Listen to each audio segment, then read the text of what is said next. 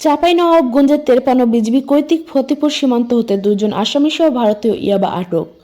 গোপন তথ্যের ভিত্তিতে 26শে ডিসেম্বর রাত্রি আনুমানিক 12:30টার দিকে ফতেপুর পিওপির একটি বিশেষ টহল দল চাঁপাইনবাবগঞ্জ জেলার শিবগঞ্জ থানাধীন দুর্লভপুর ইউনিয়নের চরহাসনাপুর গ্রামে একটি বিশেষ অভিযান পরিচালনা করার সময় 2 জন ব্যক্তিকে একটি ব্যাগ নিয়ে আসতে দেখতে পায়। টহল দল তাদের গতিবিধি সন্দেহ হওয়া থামায় সংকেত দিতে তারা ঘন কুয়াশার সুযোগ নিয়ে পালিয়ে যাওয়ার চেষ্টা করে। পরবর্তীতে টহল দল তাদেরকে ধাওয়া করে কাঠাপাড়া এলাকা ইসমাইল ছেলে মোহাম্মদ জিফরুল ও গমেচর এলাকা অহবেদ ছেলে মোহাম্মদ জাহাঙ্গীরকে 1300 পিস ইয়াবা সহ আটক করতে সক্ষম হন।